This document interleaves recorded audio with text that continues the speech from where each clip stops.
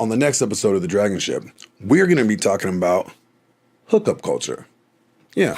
If the girl's down for it, then like, fuck yeah. Hookups are great. Every weekend, baby. I love hookups. I just hooked up with a few people. So tune into the DragonShip this Saturday so we could break down all the statistics and facts and give you the real answer about who's really involved in hookup culture and who really is it affecting. This Saturday, 10:30 a.m. Pacific Standard Time, 1:30 Eastern. Look, do you want me to give you head or not?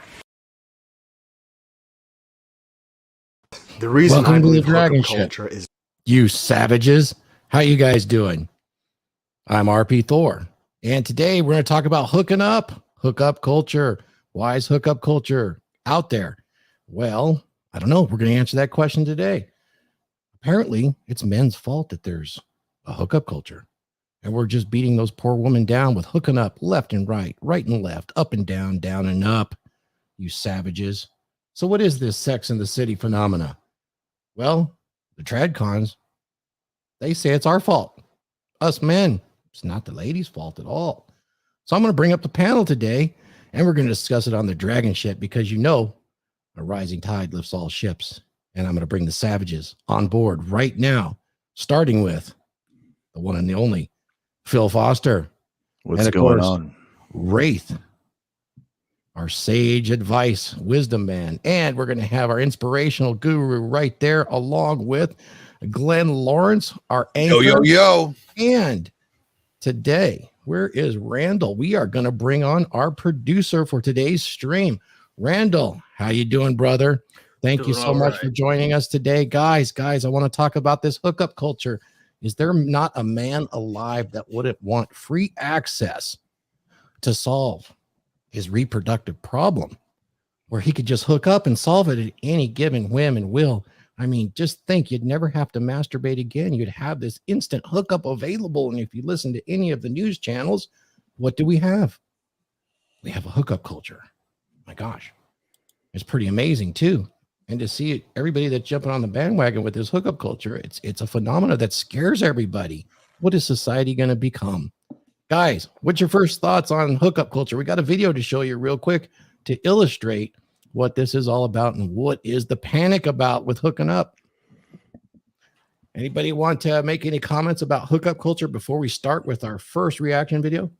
No, can we just get to the reaction video so I can just clown these guys? Exactly. Let's go, man. I'm ready to go to war right now. Easy now, my pit bull, my dear G. Let me restrain you just for a moment. Let's get to the videos. You want to bring them up or you want me to? We're going to have Randall do it. You know, I can do it. I'll hit it right All now. right. Go ahead and pause where you want to, and we'll go ahead and get right into it. Hookup culture. All right. So first up, my new target, meet David.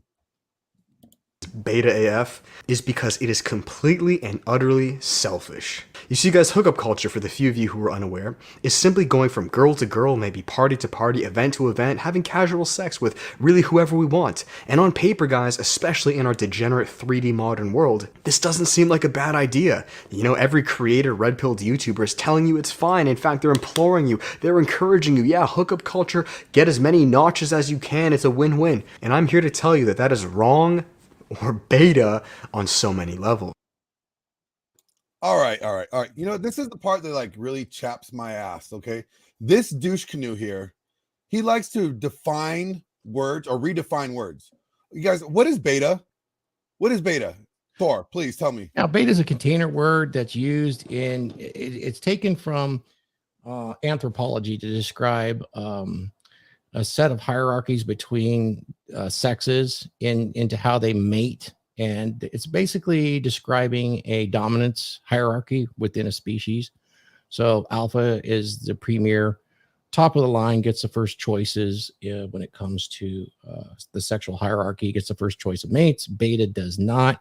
In the red pill space, in our, I will never use the terms culture, but in our tribe of objective reality, we like to say, you know, alpha lays and beta pays. So that's kind of the descriptor that he's trying to put it in as that this is actually.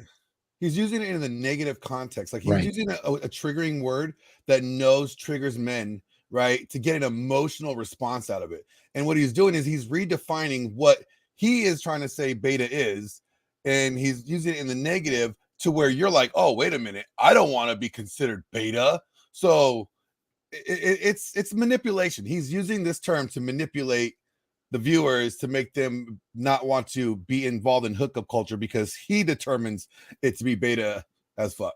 Right. Let's hear how he justifies that. For sure. Here we go. Why exactly is hookup culture selfish? I mean, David, she's consenting to it. It's fun for me. It's fun for her. Why not? Because, my friend, you are now no longer thinking of your future self's best interest. What if I told you guys that, yes, as men, you devalue yourself the more women you sleep with? Hey, Phil, question for you. Yeah. I know you have like a lay count of like close to 1 million. So, have you devalued yourself in the process of, pillaging through the poon that you've been through? I don't necessarily call it devalued at all, man. I don't think that's the case at all. It's just, I don't think that's it, man. I don't think that's it at all. I mean, for me, I think devaluing yourself is like the quality of woman that you're sleeping with, bro. Seriously, because I mean, now if he was talking about females in this aspect, like, if a woman has a high body count, then she has devalued herself because, man, that's her only asset, bro. Exactly. That's all she brings to the table, man. Exactly. So if he was talking to women and he said that, then I would agree with him. But the fact that he's using a talking point that is, defined for women, that's true for women, and trying to flip it and trying to, place it on men, that's one. It's almost like it's flip beyond the script. It's projecting. Yeah, exactly. He's projecting it onto to men to make men feel like, oh no, wait a minute, am I doing something wrong? Yeah, that's his hook, man. But It's look at this guy, man. Look at this guy. It's really a shaming tactic that women use, but continue. Yeah. All right, here we go. Just as you can, it's a win-win. And I'm here to tell you that that is wrong or beta on so many levels. Why exactly is hookup culture selfish? I mean, David, she's consenting to it. It's fun for me. It's fun for her. Why not? Because, my friend, you are now no longer thinking of your future self's best interest. What if I told you guys that, yes, as men, you devalue yourself the more women you sleep with? In my opinion and experience, no great man was a slave to his lust. Instead, my friends, I propose the idea for you to hold on to your essence. Yes, promote celibacy, chastity, to start bringing this back.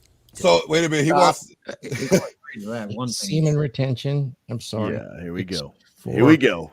So, okay. So I don't know whether or not if it's like he decided, like, you know what?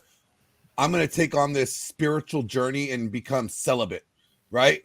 Or if, like, females just saw him and is like, dude, you're unfuckable. So, and he decided to make it himself, holier than thou with his unfuckableness. Well, a lot of guys do that when they proselytize, not in this area, because they have such a low success rate with their, their reproductive problem. Proselytize. I like that, Thor. Yeah. Yeah. So, but, it's like, what I find interesting with this guy is that, so just so you guys know, I have attacked on him a few. No, I don't attack. I correct. No. I have corrected him in a few videos, So right? Let me stop right there. Glenn is not our attack dog. He's our corrections officer with actual real life experience as a corrections officer. So that is we correct. need to make some corrections. We pass it off through the councils to our enforcer, who is our corrections enforcer. Thank you, the top G, Glenn Laurence. Hey, Glenn. Yeah. Was it Solomon or King David who was titled the man after God's own heart? That is King David, and he was given And how that many title. wives did he have? Well, how many concubines did he have? King David. Okay, so we really know of two, but see, King David was. Let me give you this rundown. So King David was given the title, a man after God's own heart, from God. God gave him that title. After King David had an affair with Bathsheba and had her husband killed, sent to the front line so he could die, just so he could continue fucking Bathsheba and no longer be considered a fair.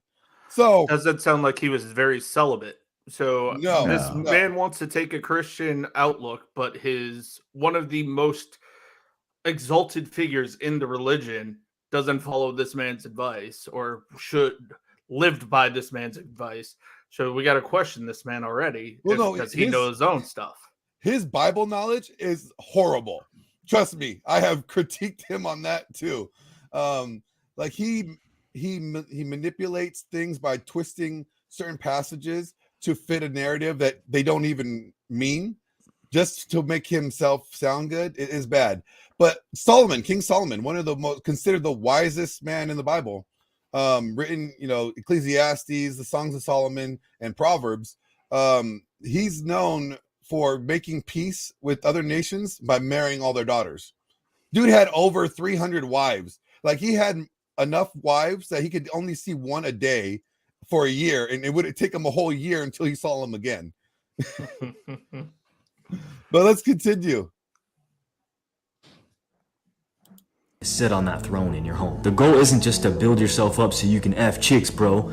You're a fool if you think that's what it's all about. Hookup culture is just destroying men. Culture tells men these days, oh, just go out and enjoy yourself. Have fun while you're young. Gain experience with women. Don't even hold back. We're taught to enjoy the rewards of manhood, but only embrace the responsibilities of a young little child. All hookup culture is, you guys, it's just, I don't even know if I could say this on camera, masturbation.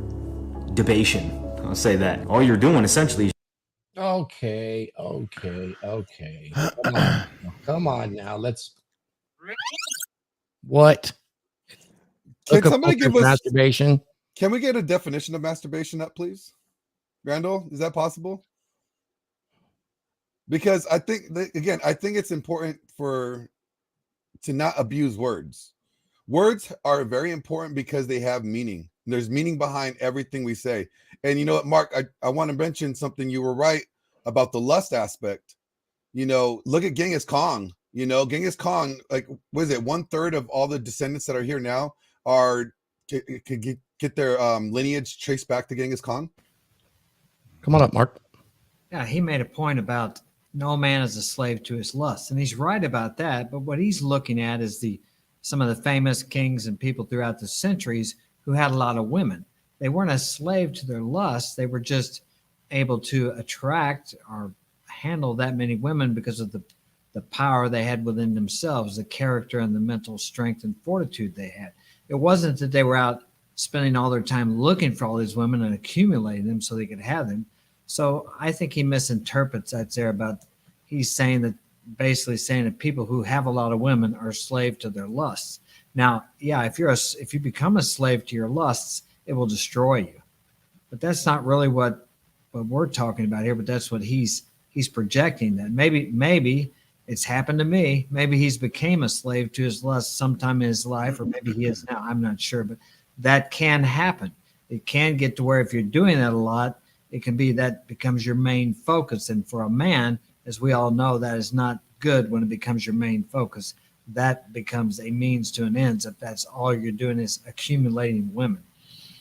Yeah, you're right about that, because sometimes guys tend to be focused on fixing their main problem and tend to be projecting that, like, oh, if I'm struggling with this, all men must be struggling with this too. So since the poon or chasing the poon is my problem, it has to be everybody else's problem. So I'm going to preach to the guys as I preach to myself about my problem and their problem. Like, there's right here. Randall pulled up the definition of masturbation. All right. The definition of masturbation: stimulation of the genitals with a hand for sexual pleasure. So how is hooking up with a woman considered masturbation when the definition of masturbation is using your goddamn hands? Yeah, I would respectfully disagree with that gentleman on that, because there's no comparison between masturbation and actually being with a woman physically. Unless today's society, the young men are so accustomed to masturbation and porn that they actually, maybe they have the same, or to them, more satisfaction from that than when being with an actual woman. That's possible. I'm not sure. I can speak to that just a little bit, and we'll hear this later in that clip, is that, masturbation lights up certain areas of the brain, and he's conflating the study where they use porn on the brain while someone was masturbating, which that was just a correlation. That is not the case. And then when a person actually has sex with another person, it definitely creates a brain chemistry, particularly if orgasms involved, that's very different than the masturbation. So that's really not possible with another person in the same fashion. There is something going on there, particularly when it's mutual. I mean, I guess if you use the traditional sheet and there's a hole in the sheet, and maybe so, but yeah, Mark's laughing. He knows what I'm talking about. It's from a long time ago, and it's on the wedding night, the sheet. Anyway, so yeah, definitely not masturbation. I'm curious to see what this guy says too, because I think that really guys that fall into anything like this is the addictive personality anyway, which is usually, dealing with substances and potential prostitution as some way of sedating themselves. This definitely doesn't reach for averages. And this is the fear that's being broadcast for a purpose. Fear gets people motivated. It sells things. It is the primary driver. So yeah, it's a tactic used to get people to buy into things. And they're purposely using trigger words or trigger statements to really motivate guys. And it's like, think about it. Most guys don't have this problem. They do not, by a long shot. By a long shot. You're talking about a very small percentage of guys that have this problem, or population period. Yeah. Insignificant in actuality. Let's continue. Just playing with yourself, pleasuring yourself while having another woman come in and help you do it. And I know as cheesy as it sounds, bro, but hey, look, this is someone else's daughter, bro. I mean, how effed up is that? What if another man came in and started doing that to your daughter? Yep, this is shaming tactics. Notice that Jed, one of our good friends, this is easy to buy into because it sounds, in so many ways on paper, it sounds right, because men's sexual, his sexual quandary is that he's always on, right? He's always available to do this. Nature has built this way. Its universe has done it. You shouldn't be ashamed of that as your operating system. Now, what us as humans do is use our neocortex to work with that. So there's definitely some shaming tactics going on here, which will be very popular with certain sets of individuals, particularly, I believe, on the Tradcon side, because it really folds into what's been projected for years in the gynocentric social order that we have, is to shame men for women's failures. You'll notice that what he said was the way we also shame women. So exactly. Well, I want to make a point though, because what he's doing is he is saying basically that men are basically just, every time a guy is hooking up with a girl, he's basically raping her. It's a grape session, because he's removing her agency. He's removing her choice making. He is removing the fact that she actually has free will, and she gets to make a choice in who she wants to engage with and who she doesn't. And when you're doing that, you're removing the fact that women do not have an option or a choice that they make, that they're responsible for, and be blaming the entirety of the responsibility on that decision on men. And that's the same thing, Randall, you're going to probably speak on this, but that's the same thing that the church has been doing against men for a very long time now, for at least the last 40, 50 years that I know of. Oh, yeah. The church that I grew up was very... its tactic towards men specifically, especially if you were a single man, was if you felt any sexual desire, which is natural. We have testosterone pumping through our bodies, especially as young guys, that makes us feel these urges. But if you felt those urges and you try to talk about it to anybody at the church, they made you feel so much shame. They would tell you that it's a sin. And as a young kid, you're impressionable. You listen to these adults that you look up to, and they're like, by feeling that way, you are committing a sin against God. By committing these acts, thinking these thoughts, you are damaging your relationship with God. God does not want you to do this, when it's a natural inclination for men to feel. And it's one of those things that they push literature on us. They push so much things onto men that when men start to then hide away those things, it comes and it starts to create an even worse problem. That's how we end up with guys who have porn addictions, who can't really talk to women. They have their issues where they've no longer have the social skills to be able to communicate with women, because when they were growing as kids, they were basically said, hey, anything moving toward yourself towards that goal is a sin and you need to be punished for it. Yep. They inflate things and try to, put them on you. Like even if you even saw a hot chick and you're like, gosh, man, she is gorgeous, and you thought that like you would love to have sex with her, right there, you, sir, are sinning, and you're going to hell. Committed adultery in your heart. Adultery in your heart and your mind, and you are going to hell, sir. Yeah, that's incorrect. That is not correct thing. And here's the thing, guys. I make it a prediction right now. This will become popular outside of church circles. This is going to reach out into neoconservatives as well as Tradcons. It kind of happens about every 2 to 4 years in our space, shall we say. In the space that we live in of objective reality, there's things that like to get projected upon us as a bad guy. And hookup culture is one of them. I think we should continue and see how that's done through shaming tactics and actually kind of pulling in guys like this as a white knight. You can see how this actually influences Jed too.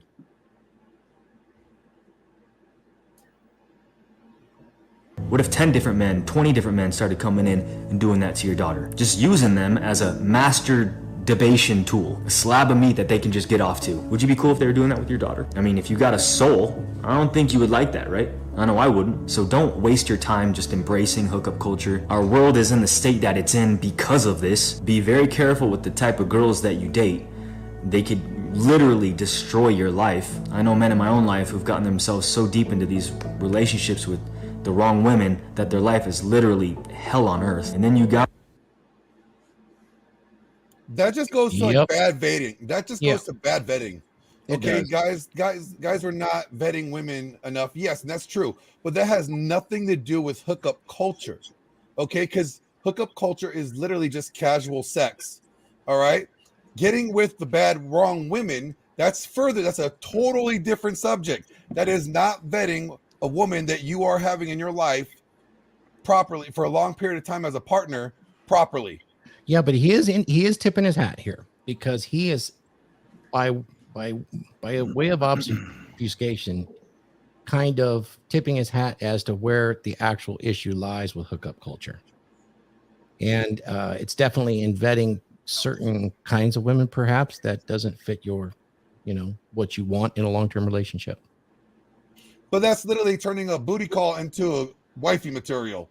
Oh, a hoe into a housewife? Yeah, you don't do that. You don't do that shit. You don't turn a hoe into a housewife. Well, it can be done. Let's just be honest. It can be done. Just like we can go to the moon. You could build a rocket and go to the moon. Takes a little bit of effort. Yeah, but see, it's the juice almost impossible.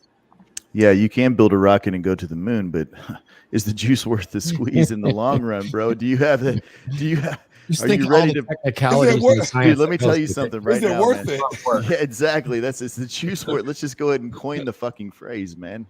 Rolo Tomasi, is the juice worth the squeeze? I think for 80% of the men it is. Shit. Hey, thanks, dude. I've already been there, done that, and it's a fucking nightmare. I'm just saying. I think for 80% of the men, it is because it's the alternative to being sexless, and I think that's why. I think that's why you see a lot of men go through that, and do they eventually get zeroed out? Probably 99.9% of them do, but by default, yeah. But like I said, I think that's what you got to look at is your current situation, and are you living your best life? Is your current situation setting you up for success, or is it setting you up for short-term success with long-term failure? I want to go back to the masturbation thing. Everybody was talking. I couldn't get in. The thing about using the word masturbation does two things. It sets a man up to understand that he's in control of her virtue, and it holds him totally responsible for the sexual act. And that's why churches are leaning this way now, because they can't say meaningless sex, because most people in the church have had meaningless sex or sex outside of marriage. Okay. I think you'd be hard pressed to find anyone in the church that hasn't, that's over the age of 15, I would say, these days.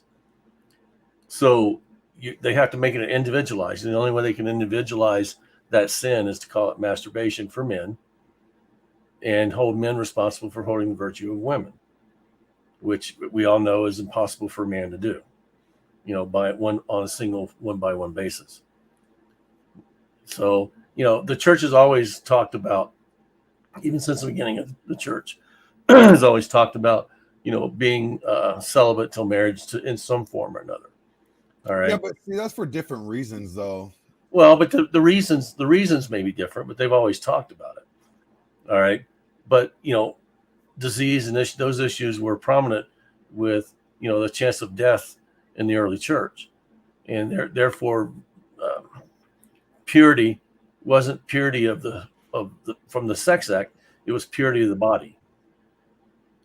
So that's always been important. Now, as we become more and more, I want to say, advanced in medicines and stuff like that, we've tried to translate purity of the body to purity of the soul, purity of the heart, purity of the sexual body. And we've been successful at that up until this point, till probably around the 60s, when pregnancy was the only indication of lack of purity before then. By taking out, if they're not pregnant or they haven't had a child, you can't tell whether they're pure. And that's what birth control did. But like I said, the whole thing about the masturbation, that's just to make a man responsible for the virtue, and to hold a man responsible for maintaining virtue within the church, virtue within the relationship, and virtue within the family. Well, they even do it. They take it one further, especially with the church, right? What they do is they take it a little further than that, and they go, look, it's not just, purity. Like, if you are a man and you want to have sex with your wife, and if she doesn't let you, then that's God's will. And they literally dismiss scriptures of the Bible where it talks about you are not allowed to withhold yourself from one another. How about Martin Luther's on that? Is it like 3 times and then it's okay to go with the maid? Yeah, basically that's what he was saying. But like, there's a scripture in Corinthians that literally says you are not to withhold each other from each other unless it's for an agreed amount of time, and that time is dedicated for prayer. So unless your wife is praying and you guys agree that this time is prayer time, that's the only time she can deny you ass. So any other time that a woman denies you ass and it ain't for prayer, technically she's sinning. Yeah. And then if that causes you to go beat your meat, you have to look at where the original sin took place at, right? The guy's responsible for his sin of masturbation, but hey, ladies, you're responsible for not giving that ass when required. Right. So there's a couple things going on here, Glenn and Raith, on this particular one. There's a couple things going on. I mean, if he has a problem with hookup culture, look what the chat says. Why doesn't he talk to women? He talks as if every man is taking part in hookup culture, when in actuality it's a very small percent. That's actually very true. And here's why. Number one, it's a fear, it's a grift, it's a form of control and shame. And there's a lot of reasons to do this in the culture. Sorry about that. And when they do that, they definitely, if you follow these guys out, they're selling something that is a solution. So they're offering a problem here. And they've decided to choose on it that men have created this hookup culture, which is we'll get into in a minute.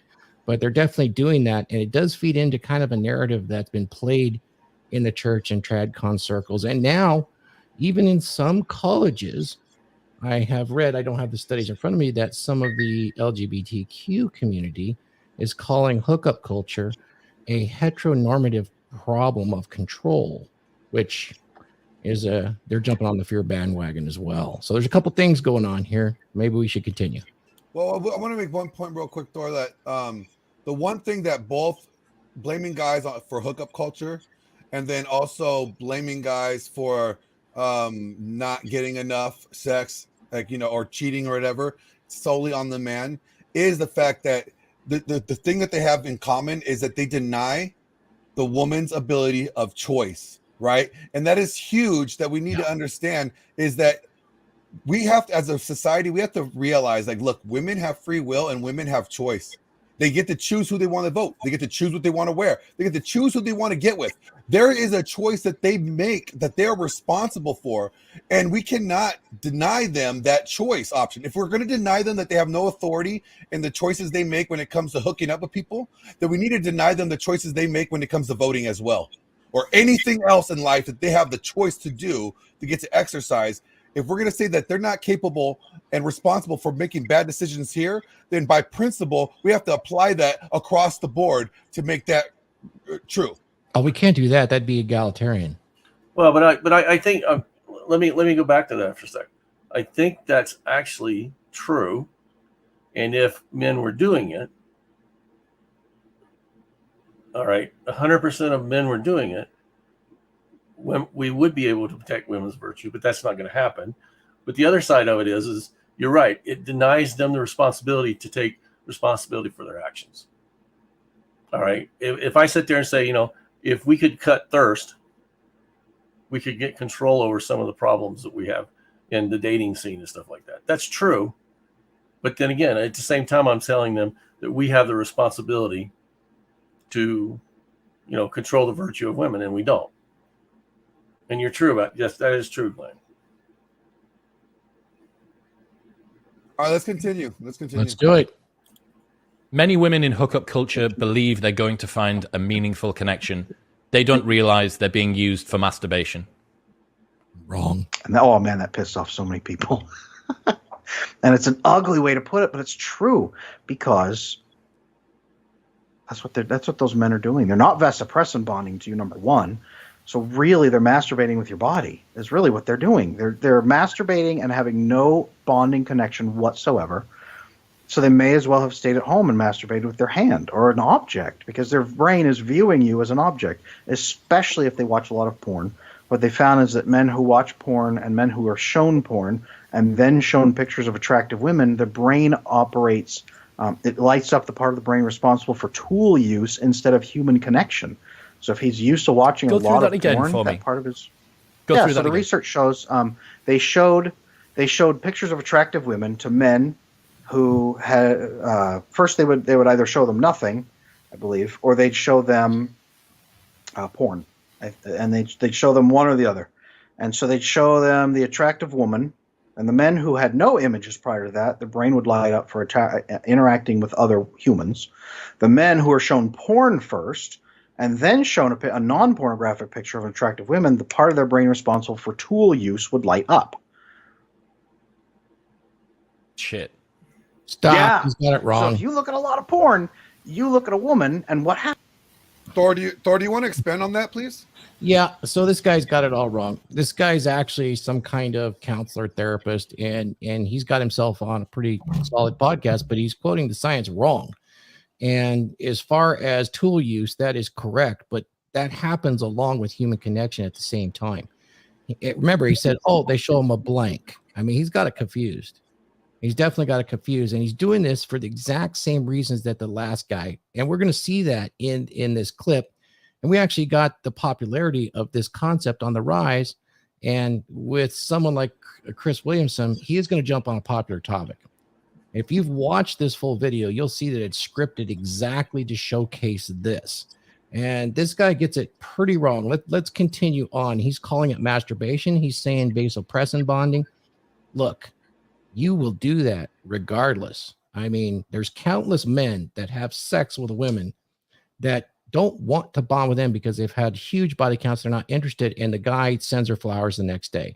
It's total bullshit. If you're going to do that, unless you're sedating yourself somehow, there is going to be a vasopressin response. You're going to get it. You can't not get it with a woman. You can not get it with masturbation, but you're going to get it with a woman. So to create the analogy that it's nothing but masturbation is completely wrong, and it's a shaming tactic, and it's actually rooted in the history that we talked about when we talked about Spank the Monkey episode, where we went back in history. This is being regurgitated again with new rapping. And here we have a counselor that's doing this. Why? Why would you do something like this? Because Very it feeds simply. the narrative. It feeds It the narrative. does. And guess what? That means there's a problem that he gets to counsel people on that in reality isn't the kind of problem that he's making out to be. Think about that. No, think about that. You made a big point there. Future therapy. You made a big point there. So it is a money grab.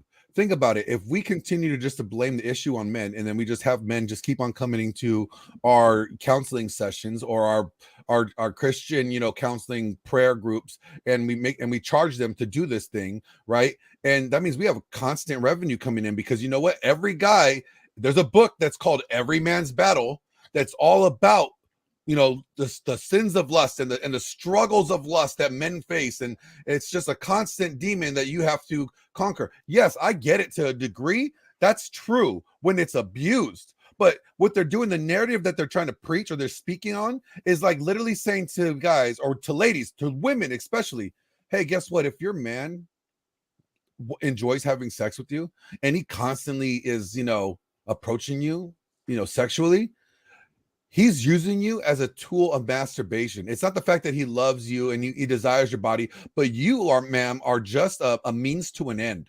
It's more insidious than that, actually, because that leads to the very next step, which you'll see in future ones. It's where, if you have a girl and you look at another girl, because it's natural for males to look and observe at other fertile females, you have now are a thought criminal for doing something like that. You're mentally masturbating, which is just as bad as regular masturbating in the terms of you might need counseling like this guy is going to sell you. So look at Coco's comment real quick. All right, here we go.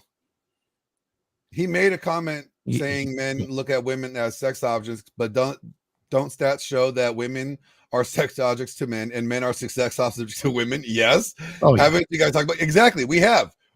So there's a bit of a script flip here that doesn't make sense, because they don't really have the education that we do, and or they're selling something here, and what they're selling is indignation. Well, because to tell you the truth, when he's doing this, you'll see that to say this creates indignation with viewers. It's like, oh my God, they're doing that. They're masturbating with females' bodies. That's akin to what? Non-consent. And so that'll create indignation, which will create more viewers. It's kind of insidious when you think about it. Maybe we should. But this guy, this doctor, no, he knows.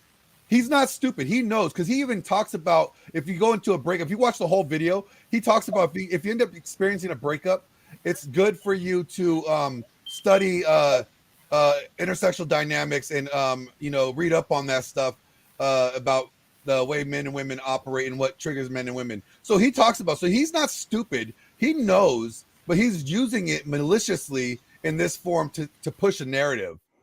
Yeah, let's get back to Adam Lane Smith, all right? Let's hear what he has to say. Happens. Your brain says tool use, I'm going to masturbate. So he forgets you're even there if he's used to porn. Also, men who watch a lot of porn focus on acts and body parts way more. So he's staring at her boobs and he's trying to get off to her boobs instead of saying, hey, we're having a wonderful experience together. Let's really enjoy this and bond and connect. He's just trying to get off. Wait. I got something on this one too when you're done. Don't men look at women anyway on their body parts? Hello, this is nature. Yeah, that's the thing, right? Dude, when I look at my girl, or any girl for that matter, absolutely, I'm thinking about positions, ways, taste, smells. I'm thinking about it all, man. I'm objectifying her in my mind 100%. She is a friggin' tool. Yeah. So that's what women want. They want to be objectified, bro. That's the thing. So it's a tool of intimacy, for sure. But they want to be objectified by the guy that they want to be objectified by, though. That's a big exactly. The moral of the story is, in the end, it's not necessarily that she's a tool in his mind. It's that maybe, and see, I get pushed on a lot about the whole porn thing. Like me and my girl, we watch porn occasionally and stuff like that. It's no big deal. Right. In some of the circles I circulate in, it's like, oh, porn bad. You're gonna go to hell. Blah blah blah blah. You know what I mean? And I'm always pushing back on that. And the simple fact is there's a healthy way and a non-healthy way to do anything in this friggin' world. Correct. Even down to driving your friggin' car. Following the laws of the road, relatively good, versus keeping the foot to the floorboard all the time, that's an unhealthy way to drive your car. It doesn't matter. Any way that you live, it can be unhealthy. But the simple fact still remains is a woman wants to be objectified. It doesn't matter. If she selected you to objectify her and you don't objectify her, then you're failing her as a man. So here's the thing, when the hookup thing happens, absolutely, when you see a woman, you're looking at her tits, you're looking at her ass, you're looking at her hair, you're looking at her makeup, you're looking at it all because you are calculating whether she's worthy of your cock, man. The moral of the story is it does not matter 100%. If you don't objectify her, you're failing her. So she is a tool. Absolutely, Phil. I mean, you think about it, we've all heard from our wonderful girls that they want to be a slut. They want to be our slut just for us. You've heard the term sleeper too. She looks great and modest in public, but she's my girl. It's the Madonna whore complex once again. And they definitely participate and encourage it as far as they being women. They. Yeah. It's funny. The big thing. Think about this. Like, if you did not find your girl sexually desirable, she's unfuckable. There it is. All right. So women want to be fuckable. So we have to objectify them. If we don't objectify them, then we would not fuck them. Well, yeah, and we do that for pretty much all women for sure. So it's kind of disingenuous to have him state those facts. Yep. Let's continue. Here we go. He's just there and he's like, all right, we're going to do this. We're going to do this. And that's the dude who's yelling like 15 different. That's the dude who's yelling 15 different instructions during, like, all right, flip around. Now look at me now. Jump up and down. And like, that's why is because he's recreating these porn scenarios that his brain. No. This asshole's rude because, first of all, you just are very talented and you have a multiple skill set and positions. Just because you are expanded beyond missionary does not mean you are some sick fucker that, needs his counseling problems. He misunderstands the escalation ladder and what that's all about. It actually creates intimacy. Yeah. He misunderstands multiple positions like doggy style. There's a certain penetration level that goes in there that feels different for women. Each position feels different for women, hits it differently. I second that motion. This dude must be stuck with starfish sex. This guy must be stuck on starfish sex as the only way to have sex. It almost seems like he's never held a meat hammer before. Shall we continue? Meat hammer. Jesus. He's programmed his brain to get off to. He has built a fetish around using the female body and different body parts. So he's just masturbating with your body at that point. And even if you're married, he can still be just masturbating with your body because sex to him is a way of masturbating because he's used to masturbating to women on the internet. Can I say something real quick here, Thor? Of course. Hey, what I was going to say is, I think it sounds like when he keeps repeating that masturbatory thing, even if you're married, so maybe it's more about what he's trying to convey is it's a connection thing, that intimate, love connection, right? It's instead of it being the objectification of a woman, it's more of the connection of, the two hearts or whatever like that, because that's what he does, right? He's a relationships counselor. He helps people get their relationships put back together again, depending on what they've been going through. 9 times out of 10, we all know why relationships fail. It's because the man has failed in some aspect or another in her presence. That's pretty much what it is. That is if you've vetted your woman properly. But I think that's what he's primarily saying here is, if it's just sex and fucking, then it's just sex and fucking, and he's using you as a tool. And as a relationship counselor, he is saying, it's masturbatory because even if it's your husband, he's just using you. Am I understanding that correctly? Am I getting that right though? Yeah, I think that's the direction. Unfortunately for this guy, I mean, there's a lack of understanding, I think, because sex is foundational. It's the glue that holds relationships together. It's what starts before there's a relationship. I just did I talked earlier about some of the stats when you actually get to that intimate relationship and there's a marriage. Here's the top 4 reasons for divorce that's listed from the CDC. Marital infidelity, The second one's financial disagreements. The third one, by order, is lack of sex. So basically, he's talking about lack of cuddling after sex. So guys, that's not what he's talking about. No. Okay, Oh, what he's saying. What he's saying is this: he has figured out a appropriate way to, as Phil talks about, transfer those energies. And there's only one way, and it's the way that he teaches. That's what he's trying to get across to people. Good point. Okay, so if you do it in any other way, if you're a dom and submissive, and that's not the way you do it, because the energy isn't being transferred in a way that's respectful to women. Okay, in his mind.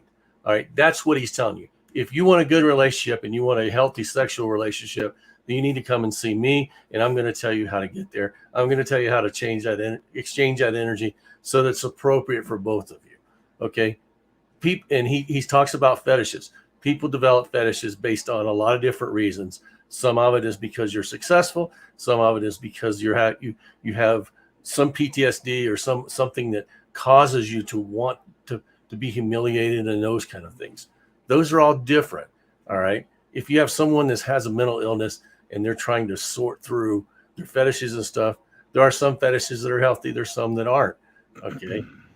But what he's telling you is, if you just want a normal, healthy, happy sexual life, you need to come and see me, because I'm going to tell you how to do that so that it's respectful to the woman. Raith, sage wisdom once again. So basically, don't ask how he reframed that, Raith. Great job on that one, man. I like that, dude. I like that reframe on that, brother. Very good. So basically, don't ask for a sandwich after sex. Got it. I got Don't get the dustbuster and clean the corners. No sandwiches after sex, guys. No requests. The thing is too many people are trying to get into the bedroom of other people and tell them what's right and wrong. All right. It happens with women when women are sitting there talking about the sex they're having with their husbands. And one woman says, well, I would never put up with that. Well, that may be what it takes to get that woman off. Okay. And then she starts thinking, well, maybe there's something wrong with me. And that builds that discontent in the relationship and those kind of things. There is as long as it's healthy for both of you and no one is being hurt, what happens in the bedrooms between you and her. All right. Why is it going to be in the bedroom? Huh? Why is it got to be just in the bedroom? Why can't they be in the kitchen? I'm just talking about from the standpoint. Okay. I'm just making sure. Like, is it reframe it all the way for us, brother? It might be. What about a gym bathroom? Say so. What about a gym bathroom? Like, is it not allowed there? Probably not. All I'm saying is, as long as it's healthy for both of you and no one's being damaged, and no one's being hurt, it's between you two. Yeah. All right. Well, there's some level of pain that sometimes are, and there are women that like pain. Yeah, right here, foster assist. Look what she put. She says society says BDSM is disrespectful to women, but in reality, it's one of the greatest forms of respect and trust between a man and a woman. Well, I'll agree with that, and it creates quite an intimacy as well. It does. Good girl. Good girl. Like I said, this whole thing about, hey, the APA is going to describe what is good, healthy sex. I don't know very many psychologists that stay married long term, or psychiatrists that stay married long term. They get into those career fields because they're trying to fix themselves. All right. They already have their own issues, and they're trying to fix their issues through helping someone else fix their issues. And they're not very successful at it. Yeah. Can I show the screen again? Let's do that, and then let's follow up with a little interaction that our Bulldog corrector has prepared for us so kindly, that just happened recently. So go ahead and speak to this, and then let's preface our unleashing of our G. So when I was doing my research on this topic, right, I came across this study, this article, right, and it's about the sex culture, right, or the hookup culture. And it basically says, like, the data that was compiled by the research of Indiana between 2004 and 2008 by these two lady scientists, they literally basically found out that when women are engaging in hookup culture, since more women, you got ladies, and I'm just telling you this right now, you might be surprised by this, but ladies, you guys are more involved in hookup culture than men are. Amen. So what they have found out was in their study is that women that are engaged in hookup culture see men the same way as men engaging in hookup culture see women, as a sexual object, as a form of amusement and entertainment. Yeah. That's brutal. God, that's brutal. So this guy that's like, everybody that's talking about like women are, being treated as masturbation tools, you fellas are just a flesh dildo to them. All right, you're just a dildo that doesn't vibrate. A fun stick. Yeah, you're just a fun stick. A meat hammer. And then this other one. Is this the one? Is this the one? No, this is the one. Here's the other one. This is a problem now. It's when we said that guys are not really engaged in hookup culture. This is the reason why. Well, one, because 80% of men are not considered even attractive or are even on women's radar when it comes to attraction levels. But on top of that, you couple that with this, that the problem is that millennials and Gen Z are becoming less masculine and becoming more feminine and being less attracted to females. And the average testosterone level has been dropping at a rate of 1% per year. We have so many fucking soy boys out there, all right, that have more estrogen than testosterone, that, when women, they're more, they end up being more like girlfriends. That's why I did a show called When Your Boyfriend Becomes Your Girlfriend, because literally guys have become so feminized that they are not masculine enough, and that's also attractive. When you are masculine, you are attractive to women. But then you couple that with the whole toxic masculinity bullshit and a whole bunch of other things, you can see why guys are not able to actually interact in the hookup culture as well as, or as much as they would probably like. That's why the real statistics that are, when it comes to men's position in hookup culture, it's only 4.5 or 5.4 whatever percent of men that are actually in hookup culture, but it is 90 or 100% of women.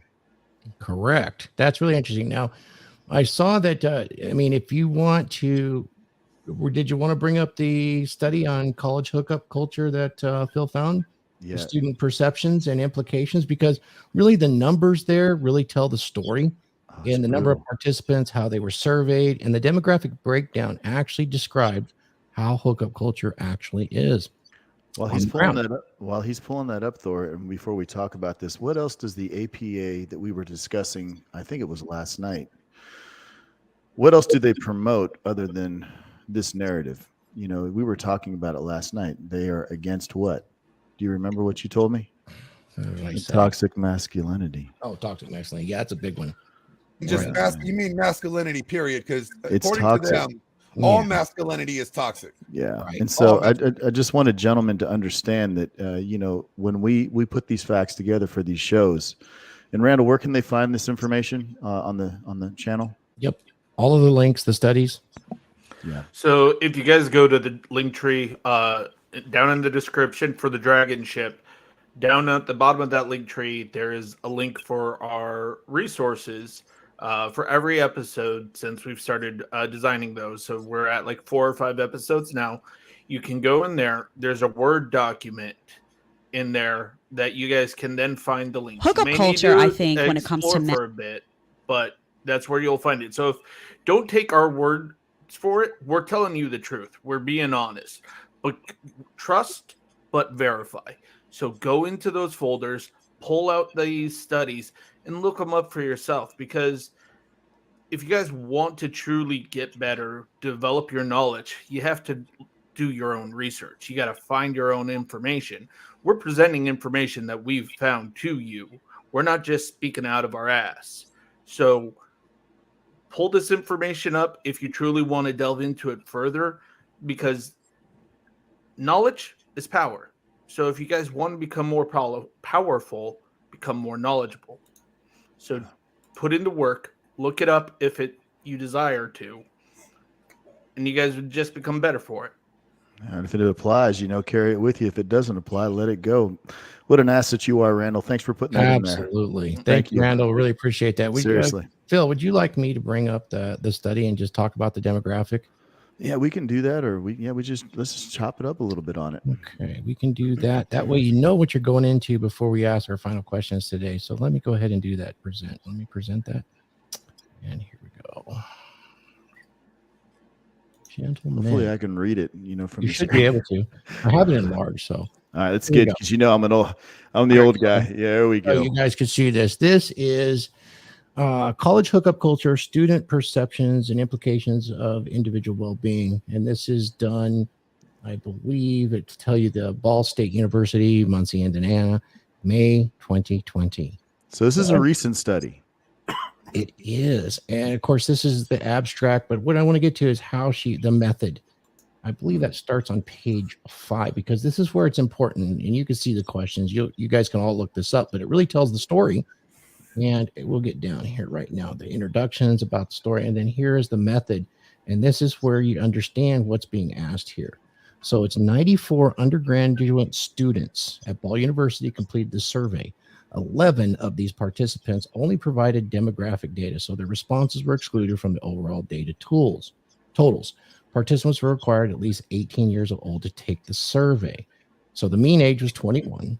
And then they talk about what the standard deviation is of 4.3 when they do the math. It says here, of those who answered the question on gender.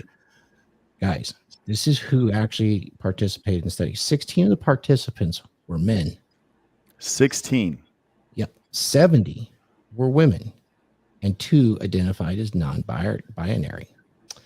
So that's very interesting. I think that's pretty interesting when you get down to it.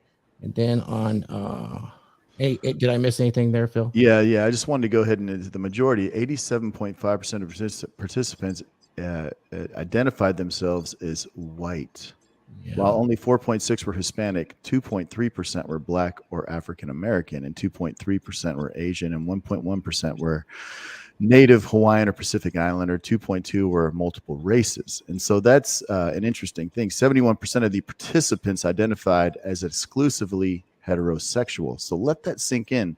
Yep. So when you get the LGBT, I always say this backwards, guys. So the alternative lifestyle folks, I'm just going to call them that. A lot of people say that this data is skewed because you have a big percentage of those kind of people in the am I saying it correctly? LGBTQ. LGBT is the shortest version you can use. Yeah. So those folks right there, they say that a lot of the actual, hookup cultural term comes from those folks, right? But that's not necessarily the case based on this study at this college at this time in 2020.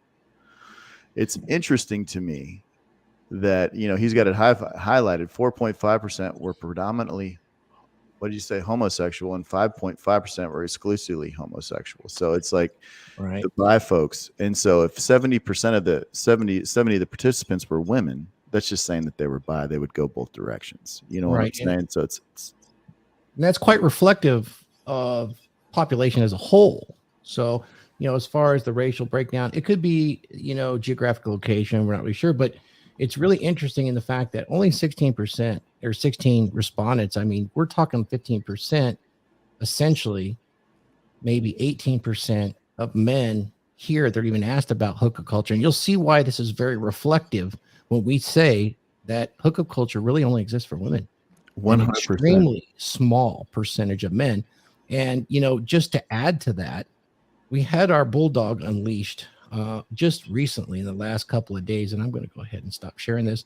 But Glenn Laurence, he decided to get nice and interactive because we were actually preparing all of the statistics and the videos for this. We've been doing this for a week, and our bulldog was unleashed, watching Jedediah Bila and Rollo go at it. And I have to say this, Jed, we love you. We love your transformation. Good girl. We think it's fantastic.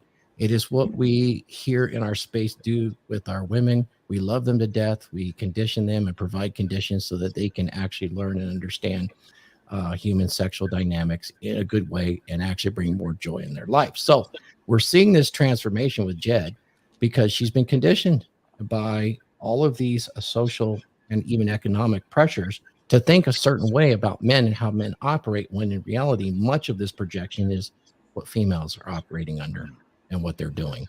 And since she's been raised egalitarian, it seems that it should be equal across the board. Glenn's he actually interacted via super chat on Valuetainment, and the results are stunning compared to the video that we watched earlier about her initial response to hookup culture being a problem for men. Glenn, I'm going to turn it over to you. So, as the bulldog, I have to, it's my responsibility and to provide correction. The corrector. And in this video that I'm about to show you guys, I actually clipped her original statement, my question, and then her and Rollo's interaction on that question. So, Jed, I'm sorry. I had to do it. But you left me with no choice. I'm sorry. The correction came. Here it is. And it causes you to lose perspective, number one. It can cause you to kind of lose your sense of morality. And three, like, who are you becoming in this process? And if you did have a family, great point he brings up, and you have a child one day and that child is a girl, are you going to like pray that girl doesn't encounter a guy who's behaving like you? You don't want to be a person that ultimately is the type of guy that you would want your future daughter to stay away from. Jed, that was very rude of you to use a shaming tactic upon men. I do not approve, just so you know. As we continue. People forget oftentimes that when you're engaging in hookup culture, where does that go down? You're in the bar more, you're in the club more, you're drinking more alcohol, you're dipping into the drugs here and there, you're being less healthy when it comes to your physical body and your mental health. You're not in the gym as much, you're not working as hard, you're distracted, you're consuming all these substances. I have one question here. Just so you guys know, have you guys all hooked up with chicks in the club? Is that the only place you guys hooked up? Because I know that for me, I banged Coco many times in our gym bathroom. That's actually the first place we hooked up, was the gym bathroom. Okay, so that was no drugs needed. We were in a healthy place. We were trying to gain weight, try to put on some muscle. So please, tell me. Can I tee off you real quick, Glenn? Yeah. On what she just said about the drugs and alcohol, if when the chat or whoever might watch the stream later down the road, or if you're watching live, and you definitely go check that study that we found. I think, and I hope I'm not misconstruing it, but I think it's 65% said that alcohol was involved in the actual hookup process in one form or another, but there was no mention of drugs. Correct. I just wanted to throw that out there. So it's not necessarily the club, but, alcohol could be involved. So I kind of get where she's going with it. She just kind of embellished or engrossed it a little bit to make it a little more impactful, but I get what Glenn's saying too, 100%, man. That's a healthy environment, man, the gym. But you really did you guys train before you did it? Oh, no. That was before our workout. Okay. So that was our cardio session right before, how to get the heart rate up. You know what I'm saying? Yeah. So then you didn't have the training high. No. Okay. Just making sure, because you'd be running on those endorphins. So was it a compound movement like cock squat? Oh, it was super isolated thrust. It was more like hip thrust. Nice. Me doing hip thrust to her. Squat thrust. People do cardio before working out all the time. Glenn thought it would be interesting, and he gave it a shot. All right, boy. You know what? I just figured, you gotta change up the cardio. You can't just do the treadmill. You can't just do sprints. You gotta switch it up. I was trying to do high intensity intervals with the thrusts. All right, let's pull our modesty back in here, and now Jed, what she's doing here is she's definitely leaning egalitarian. Laurence, Rollo. Go ahead and rewind that, please. Let's go back to Jed. Go body. back a little further, because what she's doing is she's equating male female in response. You'll see. A person that ultimately is the type of guy that you would want your future daughter to stay away from. People forget oftentimes that when you're engaging in hookup culture, where does that go down? You're in the bar more, you're in the club more, you're drinking more alcohol, you're dipping into the drugs here and there, you're being less healthy when it comes to your physical body and your mental health. You're not in the gym as much, you're not working as hard, you're distracted, you're consuming all these substances.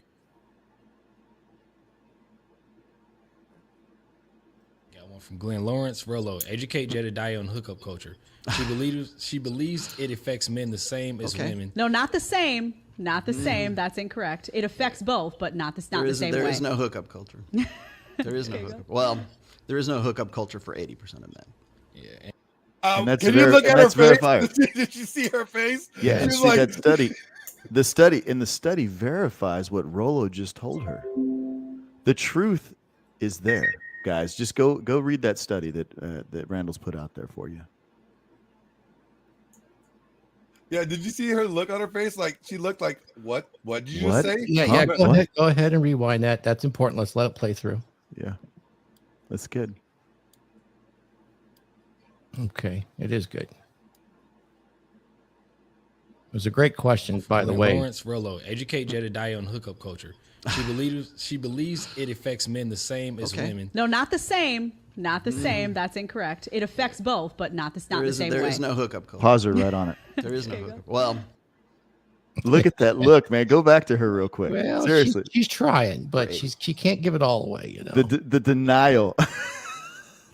Dang, that was too spicy. It's too spicy. The chips and dip is too much, babe. I can't eat anymore. That should literally be the thumbnail. We should have totally used this. You know what? That's great body language. That's great. It is. Look at Rolo right there. Rolo's he smelled blood in the water. A little bit of amuse mastery here, and he handles it with very good finesse. Let's listen. Percent of men. Yeah, and he continues to say, and doesn't realize that women are hooking up way more than men, and that 1/3 of men in 30 or younger are sexless.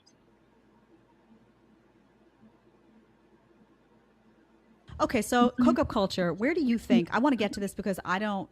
What do you think we disagree on some component? I don't. Maybe just like the details. I don't know. Okay. I don't think that we necessarily. So my take on it is this, because whoever that was in the chat was wrong. I actually just feel like it's bad for. I argue a lot that it's bad for women. When I talk about it with relation to men, it's a little bit different. I don't talk about it from the perspective of emotional trauma. I don't know that men experience emotional trauma from sleeping with people that they don't love, but I do talk about it as it being a sinkhole where then it becomes like, oh, people they get upset because I didn't. It becomes like a tally, like how many girls can I get with this week? Oh, I didn't hit the mark. That's a problem. They start like falling into the drinking, falling into the club culture, losing focus, losing ambition, and focus on what they should really be doing, which is like becoming that financially secure, financially stable, healthy, in the gym, fit guy who looks to a woman like a reliable source to lean on. Mm-hmm. So for me, it's just a sinkhole in different ways for both. Mm-hmm. I don't want guys like I'd rather, and I just tell guys like, don't do it. Don't get immersed in hooking up with people that don't matter. It's just going to take you off your mission. So first of all, I think the term hookup culture is it's nonsense. And I've been saying this really since about 2012, but I think it's more pronounced right now, 10 years later. The reason I say that whenever you put the word culture after any other word, you make it endemic. So if we say it's rape culture, it's marriage culture, it's bro culture, it's this culture, that immediately is like sort of like sends up a red flag for me. It's like, why are we calling it culture? Do you think that everyone is doing this right now? Because when you say that, when I look at hookup culture, I have to put it into perspective of evolutionary psychology and a red pill perspective as well. 80% of guys are sexless. They're not they're unattractive, let's just say. And I'd say they will be that way for life. They're not perma-virgins. I'm just saying that 80% of guys are deemed as unattractive. Mm-hmm. Dr. David Buss talks about this, Steve Stewart Williams, Rob Henderson. There's all kinds of data, and not just the dataclysm stuff and not just the online stuff, but there's multiple sources for this. So you've got 4.5% of guys, and then you've got the entirety of women who can still at least be attractive enough to compete at that level to be in the running, to be in the sexual marketplace, getting after it with the 4.5%. If there is a hookup culture, it exists between a very small percentage of men and a wide percentage of women, whereas the rest of the guys are the have-nots, the 80%ers are the have-nots. That's why I say that there is no hookup culture, because it seems like the way that it's represented and the way that it's pitched is that all guys can get all girls. They're unattractive and they're not going to get the call. It seems to me that there is a hookup culture when it comes to women, though. There are. I mean, we show and videos. And the 4.5% of guys. We show like videos constantly of, and the reason I showcase them is because I want people to understand what a modern woman is saying. Like, let it come out of her own mouth, and they'll say, oh, my body count is, I don't know, 15, 16, I don't know, I lost track, you know, in and out of jumping in and out of bed with different guys, wearing it as a badge of honor. And it just seems to me increasingly normalized. So that tells me that there is a hookup culture when it comes to women, which is a problem. Most of those women, because there's a lot of men that are sexless, they're depressed as a result, they're looking for a partner, they're not getting it, they're not engaged in that hookup culture 100%. Well, gentlemen, it's bless her heart. She's trying so hard and she's come a long way. I think that she probably is a thinker, and she lets the emotions and her conditioning in society put her in that position to think that way. Coming from a traditional conservative background, it's very much fed into her via religion and her girlfriends and everything around her. But it was an interesting transformation. Notice that you might think that we are actually doing Rolo worship here. It is the furthest thing from the truth. We actually did our show preps on Thursday and Friday morning, and this was not available yet. It was just stroke of luck that Glenn was watching a live edition and was able to interact with that and generate Rolo's response, which, by the way, identically matched the studies that we have listed in our link tree.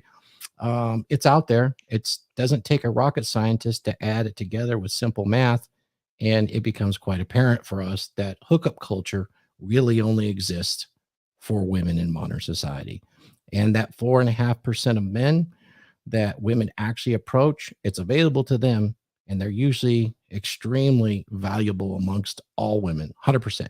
And that's the ones that are sought after. And the fuel to the fire is social media. It's global access to the sexual marketplace. And the fact that global access for women has really skewed the Pareto principle, or the bell curve that we used to enjoy in men and women, getting together and trying to mate up. Any comments, gentlemen? Thank you, our corrector, Glenn. I think there's always been a hookup culture, if you want to say it that way, and there's always been a small percentage of the men that are getting the big percentage of the women. That's just the way it's always been. It's just now we have social media to let everybody know that. I don't think it's any different now than it's ever been. I agree with that. I think that's actually part of human nature.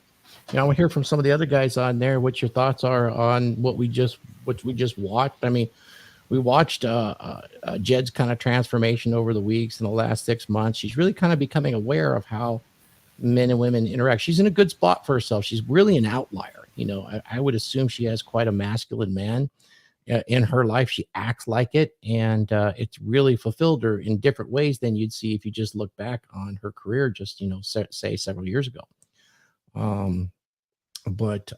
This is an interesting thing that's starting to become quite popular on the YouTubes and in regular media. A lot's been written about hookup culture and how bad men are by creating it, and you'll see this put on our space. The reason it's being put on our space because we recognize the fact that men of high value have access to all of these women, and we often say we have more options, we have abundance, because we understand that. And so we're going to get tagged with that as the bad guy for all these separate groups. Comments, questions, guys? Chat?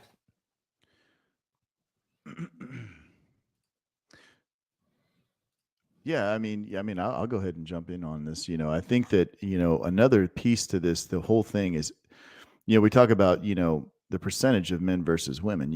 I think Rollo had mentioned 4.5% of the men. But and did he allude that it was basically 100% of the women? I was looking on the dating. He said between 80 and 90. He said between 80 and 90. Yeah, and that's and so but that's a big thing, right? It's 100% of the women. Yeah. So let's keep it real on that number right there. The moral of the story is, women are a great thing. They're an awesome thing, but I want you guys to understand something. When the word hookup culture is out there, this is a woman-driven, generated thing. The moral of the story is it's not men, it's women. And so there's the fact of it right there. It doesn't necessarily mean anything. And so, as a man, do you devalue yourself? I disagree with that. I think it's the value of the woman you give yourself to. Okay. Now, inversely, it does not damage a man, but it definitely devalues a woman every time she behaves in that fashion. I use this analogy. I'm going to be honest with you guys. I use this analogy with someone the other day. It's like if I had a glass of iced tea, like your favorite drink, say it's iced tea, you want an Arnie Palmer, and I put a straw in that Arnie Palmer, whoever this might be. Okay. This is anybody. And we're at a function. And I tell you, okay, people that okay, we'll just say we'll use 10 people, for instance. I allow 10 people to take a drink out of that straw, okay, and then give you the tea and say, go ahead and drink it. 99.9% of the people would say, I'm not going to use that straw. He's had it. He's had it. He's had it. He's had it. He's had it. And that's the point, right? Is it damages women. And that's what they're missing on this whole thing. I think that when women damage themselves and devalue themselves, the only thing they bring to the table, I mean, in asset wise in a man's life, is her virtue, right? So the thing is as women behave in this fashion, and it continues to spiral down because it's going to keep going in the direction it's going. You can't convince me of anything else. I 100% agree that by 2030, whatever that statistic was, that most women will be single and unmarried and without children, because they will literally expect a man of value to give them the opportunity. But the thing is she has no value to give him. Why would you want something that other people have touched? Why would you drink your favorite drink out of a straw that 10 other people have drinking out of before you? And that's the thing, right? Is, it doesn't necessarily damage a man, but it definitely devalues a woman.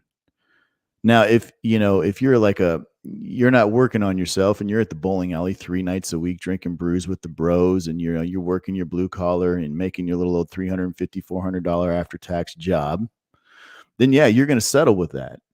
But when you settle for something like that in a situation like that with a woman like that, be prepared for a nightmare life. Okay, because the problem is through that promiscuous behavior, what happens is women generally end up damaged in the head. Mm-hmm. And that can have adverse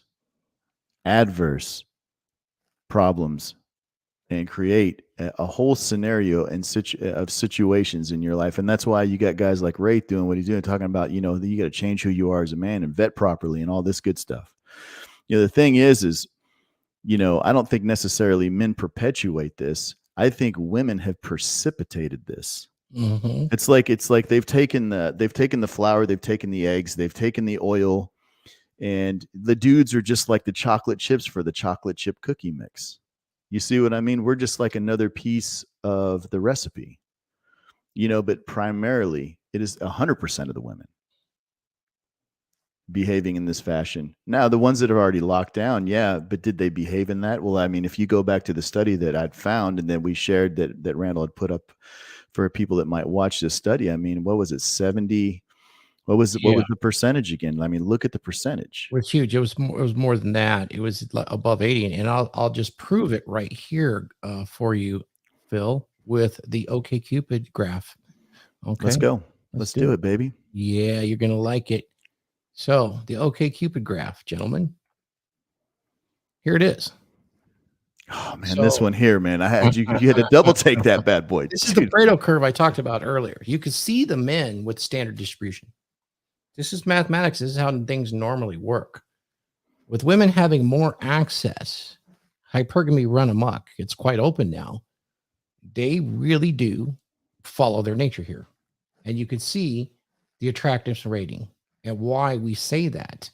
This is, I mean, if you look at this, this is an article that I pulled, but buckle up. Here you go. And it talks about this. This is, you can see, this is all linked. And this is all from the OkCupid stuff right here. Yeah, there's tens of thousands here. So I just wanted to demonstrate, kind of back you up there, Phil.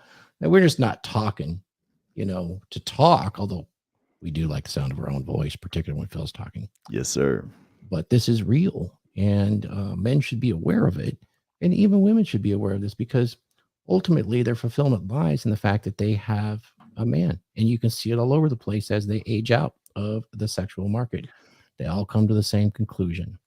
Unfortunately, they have a very limited amount of fertility for which they can do what the universe put them here to do. That's right. And so, and going off of this graph, and what, Foster Assisted put in the chat, she says right here, it's because we live in a society of women thinking what's good for the goose is good for the gander. Basically, if men can do it, they can do it too. What they're missing, though, what girls are missing is the devalue. They're losing value every time. And that's the saddest part of it all, because, in the end, I believe the statistics that come that have come out with 2030, I mean, I can't see it going any other way. I mean, really and truly, especially if the things continue to perpetuate in the way they are. Because any man worth his salt that's built an empire or is building an empire is not going to wife up a hoe. Can I tee off on that? Go. You made a point where like women are trying to be like men in the sense, right? Yeah, right here. It's in the chat. Yeah. So from a biblical standpoint, all right, you guys know I got to bring something out every once in a while, okay? Let's go, baby. So in Genesis 3:16, all right, this is after Adam and Eve ate the fruit and God found out they're wearing fig leaves and he's about to like render his punishment onto them, right? So in Genesis 3:16, he is talking now to Eve, and he tells her, you're going to feel pain from childbirth. That's going to be part of your problem, right? But also the desire for your husband is going to be contrary to him, but he will rule over you. Meaning that from that moment forward, women and men will be no longer in harmony naturally. That there will be this conflict between the two. There will be this power struggle between the two. That women will constantly want to take the position of her husband or of man. That women will constantly want to take that throne and pull in to what men's authority. They're going to want men's authority so much that they're going to constantly pursue it and be in conflict with them. Now, what is feminism? Feminism is a power struggle. Feminism is a group of women who want to have the power and the authority of a man. Now, here's the problem with that, ladies, is that it's one thing to want the power and authority, but guess what? You also have to take the responsibility of that power and authority. But that's the problem with this culture, is that it wants to remove the power and authority from the responsibility. And so what we're going to see here, and we see it in the Tradcon circles, we see it in the church circles, is that they're giving women the power and the authority, but they are still projecting the responsibility entirely on the man, who is supposed to be the head of the household, who is supposed to have the power and authority as well as the responsibility. So they're trying to divide the two things into groups and be like, well, guess what? We're all equal, so we should all equally have this power and authority. But you, sir, are going to maintain the responsibility regardless if that you have no power and authority. And that's the problem. And the thing is, there's going to come a point to where there's going to be a realization that the lie in the narrative that they're pushing, that this power and authority thing, egalitarian thing, is going to show up as a lie, and they're not going to be able to deny it anymore, because you can tell men to suppress, blame the men all you want. Eventually, when the men completely check out and that problem still persists, you're going to be faced with the reality that women, you have a responsibility here, that you also have contributed to the behavior and to the destruction of a culture and a generation that you don't want to own up to. Hey, Glenn, can you see the comment on the screen right there? Can you read that and address that as well when you're coming from the biblical side of things? You know what I mean? Yeah, absolutely. It says, absolutely, the girls are missing that point because no one is talking to them about it. You're right. Nobody's talking to them about it because we don't want to address women this way because it hurts their feelings. So we would rather lie to women. The church has lied to women. The society has lied to women. The culture has lied to women because we are more concerned about their feelings rather than what they should do in their life and what's going to be better for them. We're more concerned on how things are going to make some of them feel than we are about their overall results in the long run. So can I comment on that? There's a understanding this, when you look at feminism, Okay, and you look at men, and you wonder why women want to act like men. Okay, because women can practice cognitive dissonance easier than a man can. Women see the things that are attractive to them about men, and somehow it is that roguish behavior that and so they go out and they practice the roguish behavior, and then they can't understand why men aren't attracted to them, because the reality is men aren't attracted to other men. And when a woman acts like a rogue, they view her in that sense in a lot of different ways. Now, will they have fun with her? Yeah. But will they wife her up? No. All right, because they don't want that challenge, that constant challenge. All right. And it always bothered me about feminism is that they take the worst traits that they think of a man being, and then they emulate those to think that that's equity or equality. All right. So if they can act like a man, they must be equal to a man. All right. And then at the same time, we're attacking our young men, telling them to be equal to a woman, they must act like a woman. And we as parents of the past and parents of the future, we are responsible for the mental health of the children that are born to us and that we take custody over. If we're not doing something to fix that now, it's only going to get worse. Because the reality, these social constructs and stuff that we're living under, I have to tell you, we are equal. All people in slavery are equal. And that's the truth. Doesn't matter whether you're a man or a woman. If you're living by the slavery of these social constructs, Hey, Raith, how old are you? 62. All right, so you got a lot of sage wisdom in you, like Thor there. But my question to you is, you see Foster says, she put this other comment in here. She says, no one is telling the girls that their kitty is their only value to a man. No one is telling them to get their bodies off of social media. So as fathers out there, as a sage guy, I'd like Raith, Thor, and Mark Daniels, because they're the oldest dudes on the panel. Much respect to these guys. I want them to address that to the future fathers and young fathers right now, because that's a big thing right there, man. That is a massive thing. It's going to take strong fathers, I would say, to counter what's going on right now, to stop the perpetuation of what's happening in society. Well, I'll start because Thor, I, and Glenn had a conversation about this the other day, and I had an opinion, and I kind of changed my opinion a little bit based on the conversation we had.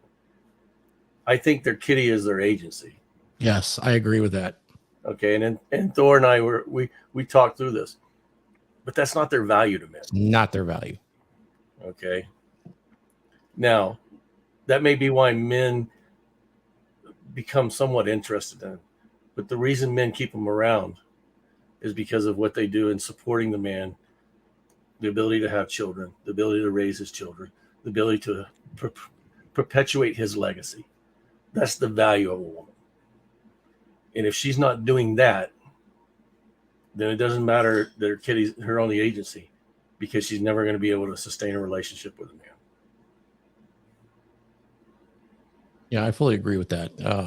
Their value is not their kitty. It's not that, but it is their agency is their sexuality. It is from birth, which makes them valuable to men. And I don't want to confuse or conflate the two, because it opens the door in such a way as something we desire is valuable, but it is not their value as a person. I think that I want clarity on that, because their value as a person, once you have entered into this long-term relationship or marriage, is pretty substantial aside from that. However, her sexual agency is, it is perishable, and it's very important that she understands that is her agency when it comes to attracting men, regardless of anything else in her life. And what she does beyond that, remember, she's the gatekeeper to sex. We are the gatekeeper to that relationship. So her real game is not attracting us to the kitty. Her real game is keeping us interested in the kitty. Yeah, can I add something to that, Thor? It's this, look, guys, when you check out a woman, here's a question for the panel and everybody in the chat. Have you ever said, oh my God, I just want to fuck her personality? No, I can't remember doing that. No, because her agency, the thing that makes you attracted to her is what she presents to you. And what makes you want to keep her around is how she treats you. Yeah. There's the difference. Her agency is what initially gets you involved, interested in her sexuality. What keeps you there is her personality, the way she treats you, her submissiveness. Those things is what you value in the long run. But it was the sex that it got you interested to begin with. Yeah, I would say they know their sexual value and they're using that, as you see on Instagram. But they don't know what their real value is, the value that's going to keep a man around. And you guys have said this also, but we're not talking about their value as a human being. We're talking about their value in the eyes of men. And in reality, it's the value in the eyes of themselves and other women. Because when they do that, when they go sleep with a lot of other men, it devalues them. In contrast to a man, when he does that, actually it makes him feel like more of a man because he actually has to put out effort to do it. And as you guys all know, a woman, all she has to do is say yes. She can always find somebody to sleep with. It's very easy. But for a man, he has to become something. He has to be something. If nothing else, he has to believe he is.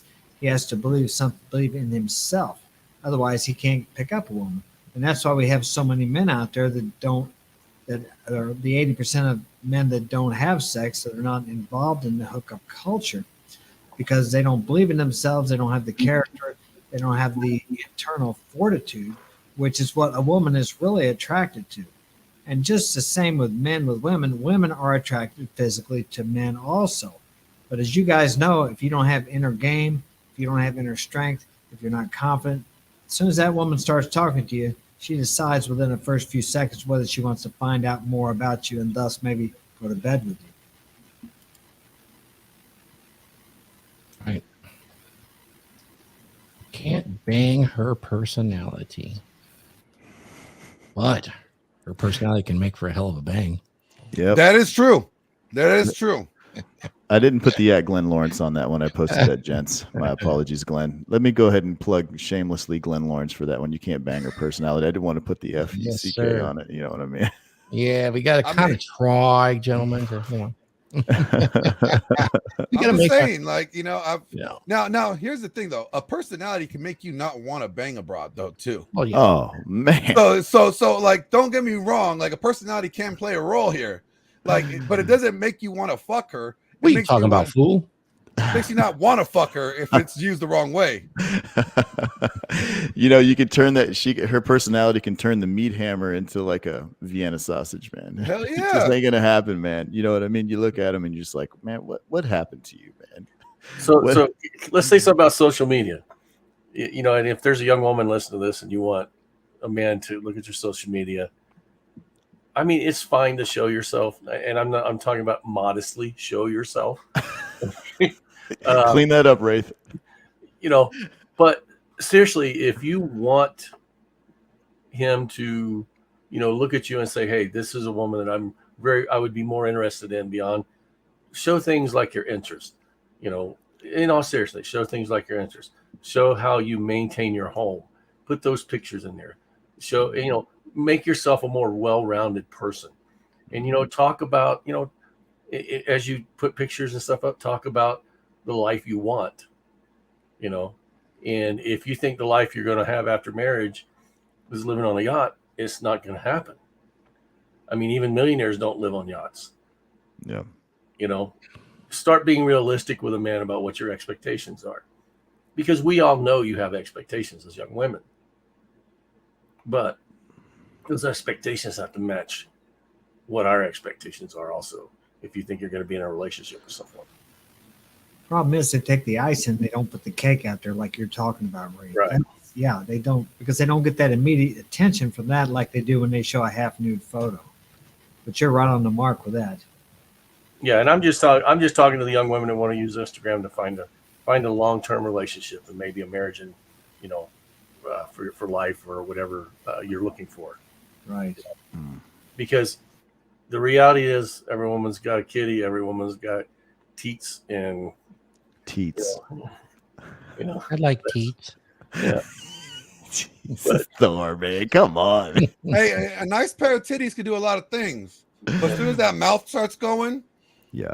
But I'm just saying, the problem is women don't show themselves as being well-rounded women. They want a man to be a well-rounded man and do all these things and stuff, but they don't show themselves as being a well-rounded women, and that's what makes their only agency.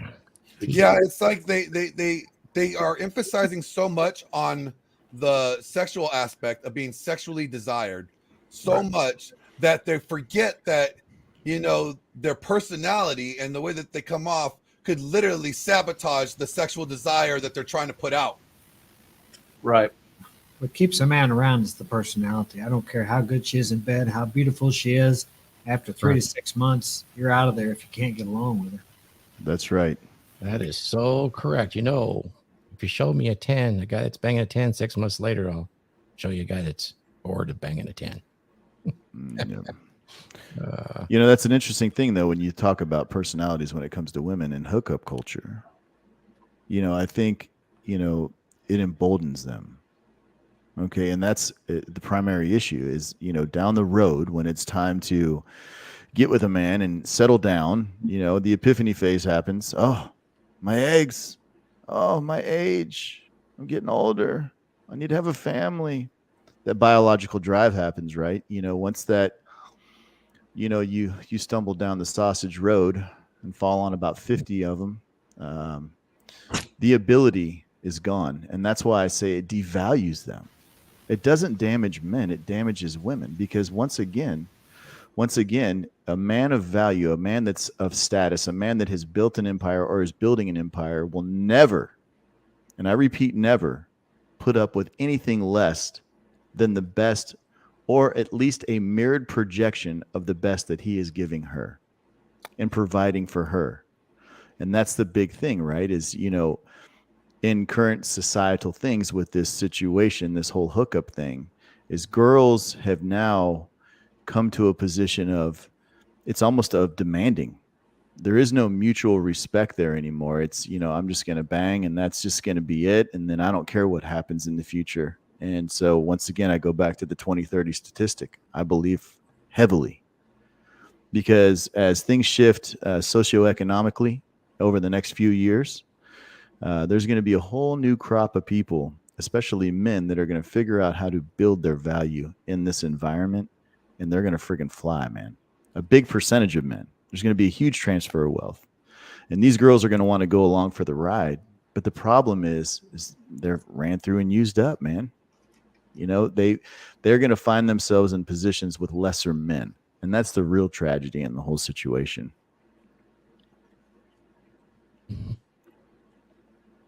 Too deep? No, I think you hit that right on the head. I think that was perfect. That was perfect. I think, needless to say, both are going to pay the same price. Unhappiness. Absolutely. There you go. Beautiful. And the thing is that here's the point that we have to make, though, is that, guys, the part of the problem is ourselves in this situation because it's men that have been accepting this bad behavior and the attitude from women that they're like, oh, it's okay. I could change her. You are trying to be the girl that says I could fix him by taking a woman with bad behavior and accepting it, thinking that she's going to change down the line, that you are going to be able to influence her behavior later. You have become the girl that says I could fix the bad boy. Guys need to realize that by accepting it from the beginning in hopes that you could be able to, influence her to change her personality or change her behavior, you have now turned into the girl that says I can fix the guy. Yeah. And there is no fixing. There is no fixing. You can't fix another human being. They have to fix themselves, right? Or am I crazy on that one, Glenn? No, you're not crazy. You are not crazy. You are absolutely right. And that's the thing. I mean, you can give concessions and opportunity and chances and educate.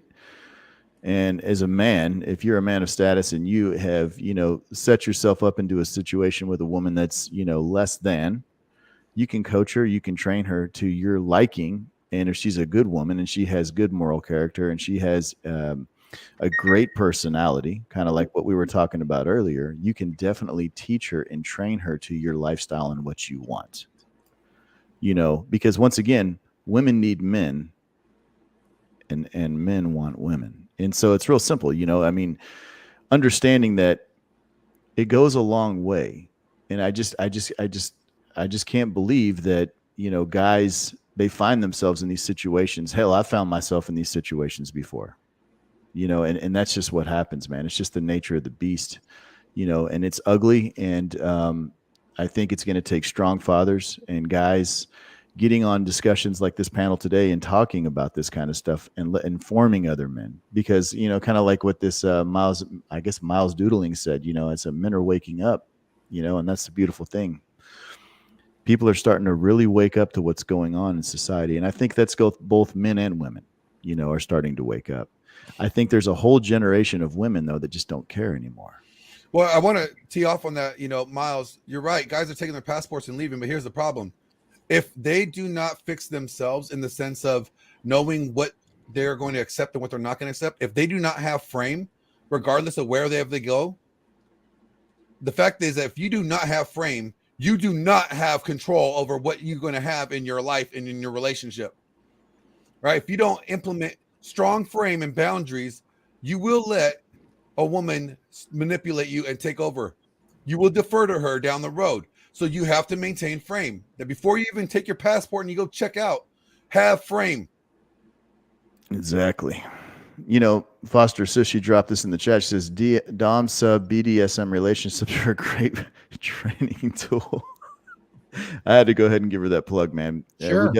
We live that lifestyle, you know, and we live a very, very congruent lifestyle in our home. And we live that lifestyle, as a matter of fact, and the dynamic is appropriate, and it is 100% online with, you know, the man being the leader of the tribe, and she is the support role 100%. And that's the big thing, is most guys need to figure out, you know, how to navigate that moving forward, especially with this crop of young women that are being ran through right now. I mean, it's like, you know, I saw a thing, and I'm going to go ahead and plug them real quick. Andrew Tate said it's kind of like gold. You know, gold is expensive for a reason, because it's hard to get a hold of. Finding women that haven't been ran through are going to be like finding gold. I mean, they are literally going to be, it's going to be a challenge for you to find that diamond in the rough. You know, and that's the thing, right? Is what are you going to do as a man to get to that position, to get that gold? Whether it's financial gold or the gold of a woman, the thing is you have to elevate your status. You have to build who you are as a man. Because if you don't build yourself now in your younger years, when you get to our age, like I'm mid 40s, you know, Thor's age, Mark Daniels, Raith, if you're not in that status position right there, then it's over, man. You're going to struggle for the rest of your life, and you're going to put up with subpar behavior from women. And that's just it. Well, and you have men. I mean, we have the simp culture that's really reinforcing this. It's like a big snowball going down the hill. The women are doing it more because they're getting more and more attention. We just lost them. So it just looks like we lost Mark. Yeah, today. Yeah, we just lost Mark. Well, no worries. I mean, exactly, guys. Don't feel too bad about this, because this is not.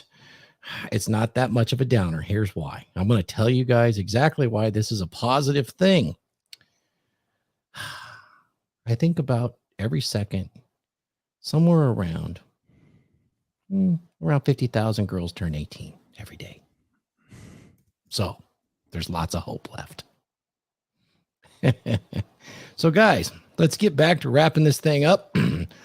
Hookup culture seems to be almost the exclusive territory of women, at least in the West, you know, especially with all the different things out there going on, you know, and it's going to also be the bad guy of certain aspects of our society, because it's salacious and it creates indignity to point to men as being so bad. And it's so easy to tie in, because on paper, we certainly do look like we have a sex drive that's very strong, and we spread our seed every opportunity we can, and that's being real. But it doesn't tie together the fact that hookup culture is only enabled because women are the gatekeepers of sex. Without them opening that gate, there is no sex. And that's just the truth. And without us opening the gate for a long-term relationship, there is no long-term relationship for them. So That's kind of where I see this whole thing. And I think that, a great discussion, fantastic work this week. Glenn Laurence, Phil Foster, Raith Deantior, Randall, and Mark. And you guys what a crew we have here. I mean, what an exciting show we've had today. And our viewership's up, asking good questions in the chat. And it's just, I love having topics like this. We got some stuff coming up in the future. Let's go round table and see what everybody's doing. Unless you have final thoughts on this subject, you're welcome to share them now before we do our final thoughts. You want to start, Phil? You're up there in the command position. Yeah, man. It's just first off, to the folks that watch the stream or in the chat, man, apologize for the glitches today. We're working on that kind of stuff. I guess StreamYard's being a little bit grouchy. But anyways, when it comes to this, there is no hookup culture. It's 100% of the women behaving in this fashion or having that opportunity, and 4.5% of the men. Once again, Rolo Tomasi put that out there. You can also check that study that we put in that Randall took care of in the chat. In the links. It's important to understand that the way things should naturally be, they are unnatural right now. And you have to understand that when you as a woman behave in this fashion, you really are taking the value, the agency, we'll go ahead and correct that word, the agency of what you have to offer to a man of status or value further in your life. Getting guys to understand that you do not have to wife up a hoe is a thing. It's going to be like finding gold, guys. So the further this perpetuates, the harder it's going to be for you. The passport idea is one thing to do, but eventually that's going to get played out as well. The thing is to understand that it damages not the man, but it devalues the woman. And that's the beautiful thing. And those studies can definitely back that up. And since also it's amazing when you look at those studies, how indifferent the women responded. Out of the 70 women, I believe that when they asked the question, do you feel it negatively affected how you feel about yourself? 34% were indifferent, which means they did not want to answer that question. Okay, they didn't want to admit it. And so when you look at things like that and you look at the damage that you're doing to yourself, it's all fun and games right now. But when it comes time to be a woman and have a family, you've done scrambled your brain through your guts. You can find me at Phil Foster _ on all social media platforms. My YouTube channel's back. Randall and I have been working diligently along with a couple of other guys in the manosphere and content creators. So the Growth Cast is back. You can find me over there. And great panel. Once again, Raith, it's so great to be on here. Mark, Glenn, Thor, as always, awesome opportunity here. You can also find me at philfosterfitness.com. I got all your hormone, training, and supplement needs. And that's what I got, brother. Raith, what's going on, man? Final thoughts here as we close this show on Hooking Up Out? Well, I'm going to help Glenn out, and I'm going to name these women that are trying to save men. Let's call them Sister Save a Chad. So, Sister Save a Chad. That's beautiful. Yeah. As far as the hookup culture, as we know, it's not really there for men. If you want to be, as a young man, you want to be in control of your life, you have to first be in control of yourself. That means getting your game together, your inner game together, your frame, your money right, all those things that, make you successful as being a man. Once you have those, and I can't say it enough, once you start getting those things in line, the appropriate women are going to come to you. And if you don't believe that, start looking around at the people that you associate with as things start to change in their lives. As they start getting their lives together, you'll see that they have opportunities. If you don't have opportunities, it's because you're not doing something yourself. You're not doing something to build the man you need to be. As far as young women, the only thing I can tell you is value what you have. And by placing value on that, men will find value in it too. If you devalue it, then there are more than enough men out there that will help you devalue it.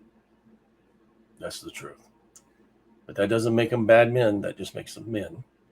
And that doesn't make you a bad woman. It just makes you a woman that's living in a conundrum that you can't solve. And I know there are plenty of female coaches out there that are red pill female coaches that could help young women figure out how to resolve those issues, because they've been coached by their husbands and men that support them in their efforts, because they bring value to the man. So work on yourselves, whether you're a man or a woman, but understand what you need to be in order to be a couple and to be together and to be in a relationship that's successful for you. And unfortunately for women, that means not sleeping around with everybody.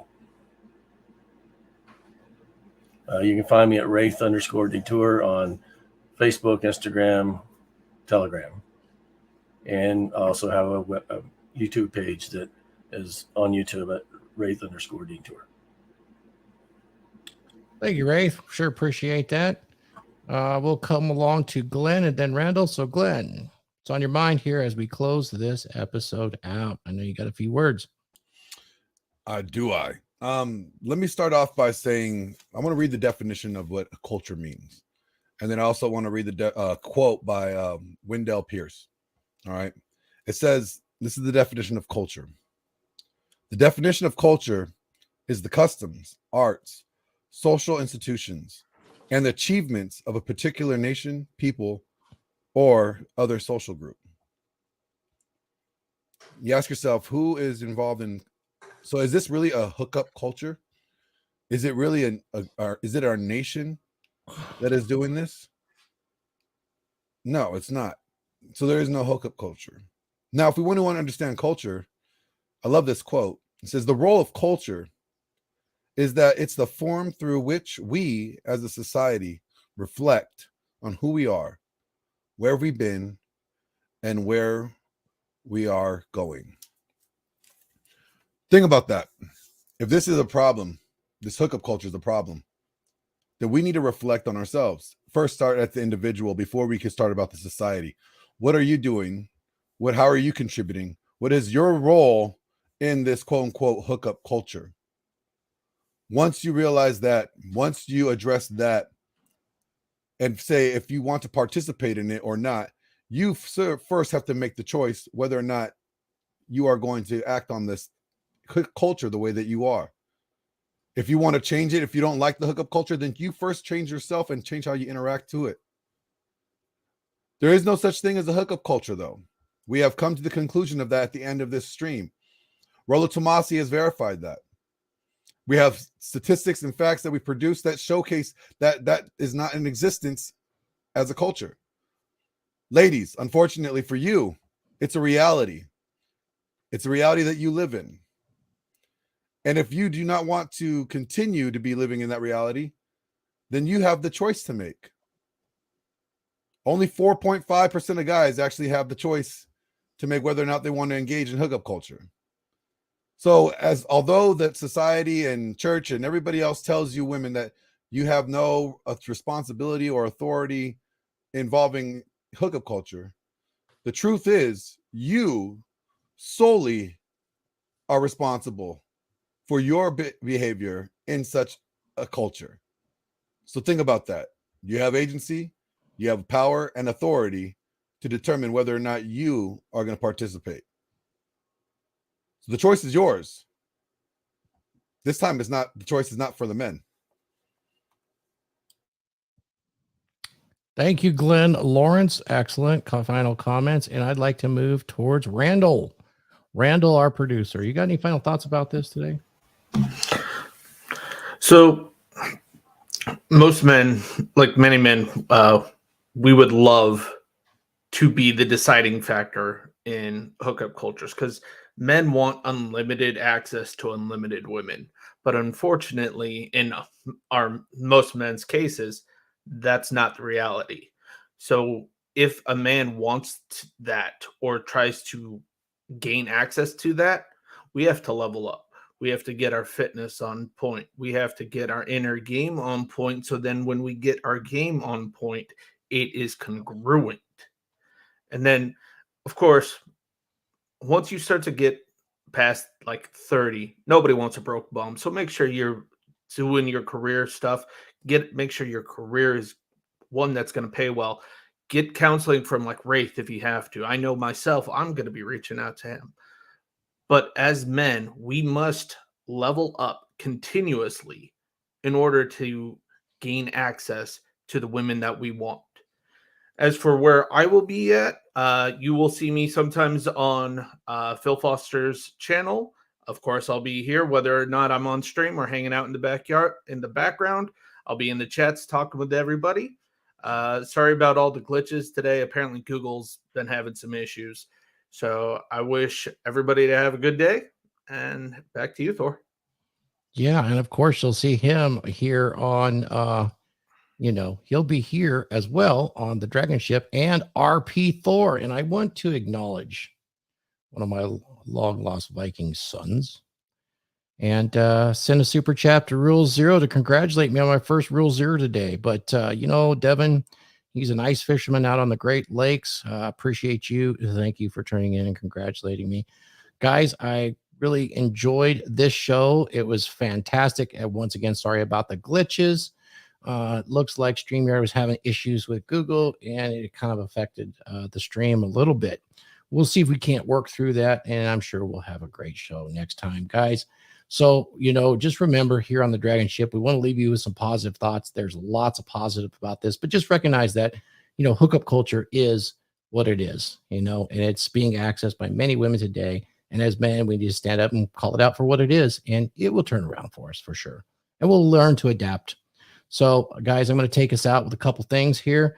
And with that, we'll see you next week, Rule Zero, and on the DragonShip right after Rule Zero. Be sure and tune in. Thank you all for participating today. See you next time. If you like this video, make sure to check out the DragonShip's YouTube page, where you'll get all our latest videos, hottest clips, and live streams. And make sure to like and subscribe. And aboard the DragonShip. Let's go. And if you haven't already, join Thor's The Dragons membership. It's a men's monthly interactive video meeting in cyberspace. This is a masculine place for men that is censorship free to increase your performance as well as converse and leverage ideas and get coaching consultations on how to handle life's issues in a modern world. This is a unique place. This is a discreet place, and it's a place for men. So what are you waiting for? Join the Dragons membership. Link below.